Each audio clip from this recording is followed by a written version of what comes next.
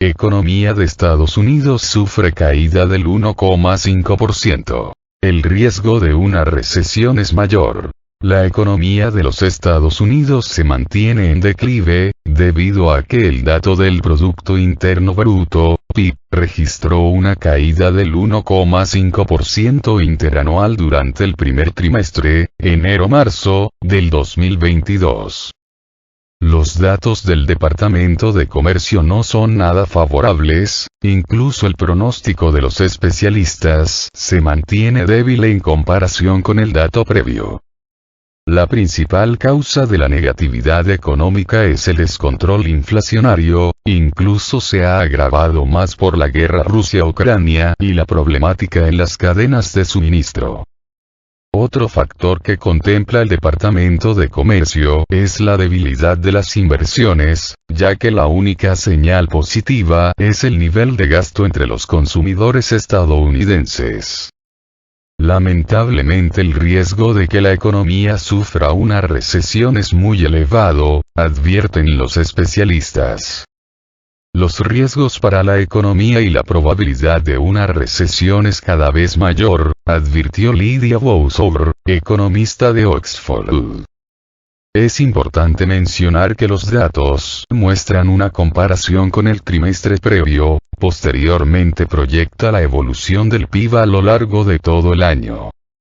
En su comparación con el trimestre previo, los datos muestran que la economía de Estados Unidos sufrió una contracción del 0,4% durante el arranque de este año. Sin embargo, al comparar el dato PIB con el primer trimestre del 2021, se registra un alza del 3,5%, según los datos del Departamento de Comercio. Es importante mencionar que la tercera estimación se dará a conocer el próximo 29 de junio.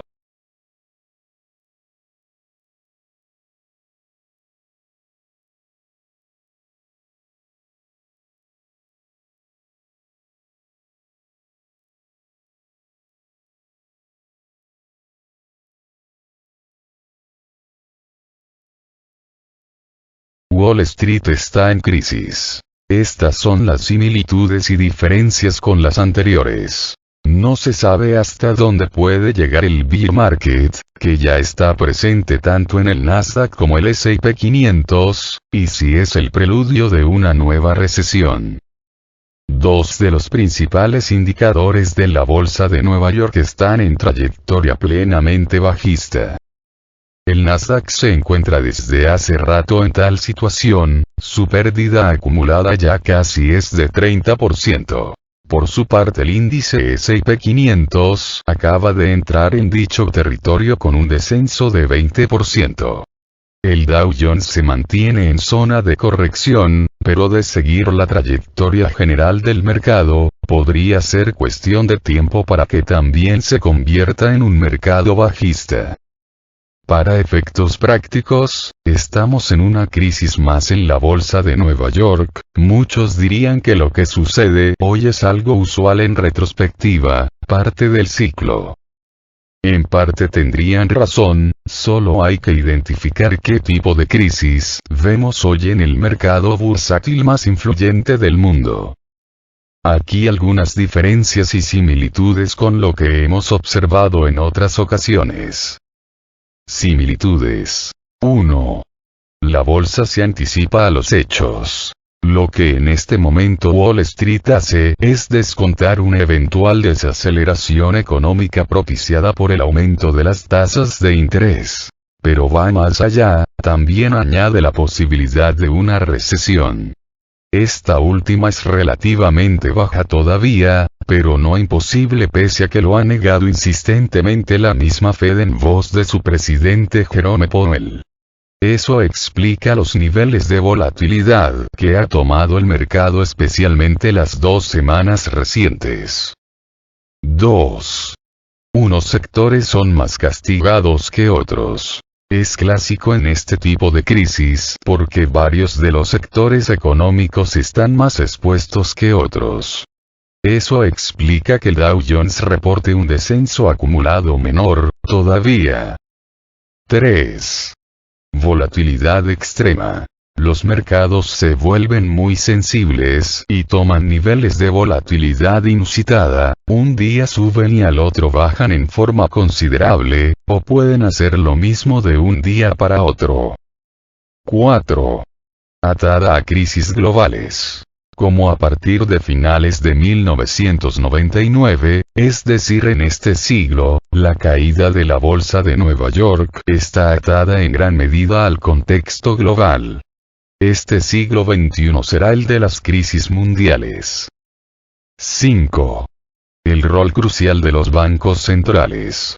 Nuevamente, como a partir de prácticamente la segunda década de este siglo, los bancos centrales juegan un papel estelar, ya sea para bien o para mal. Diferencias. 1. Es un mercado bajista sin plazo. En esta ocasión, todavía no hay un factor que nos diga cuánto va a durar este mercado a la baja, y eso se debe a lo siguiente. 2. Crisis multifactorial. A diferencia de otras crisis y épocas, la crisis actual es alimentada por diversos factores. Pandemia, China, guerra, cadenas de producción y suministro, criptomonedas, energéticos, y lo que se acumule. Por lo tanto, la crisis puede ser más extensa todavía, o puede concluir en cualquier momento. 3.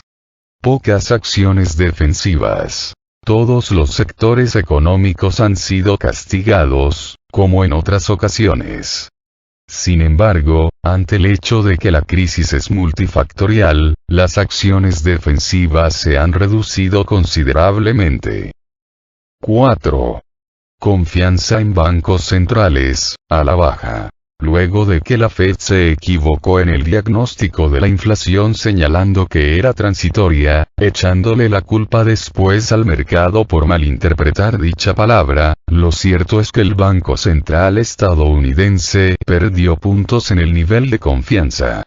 Todavía no es una crisis en ese sentido, pero en momentos cruciales como los que vivimos, la confianza es esencial.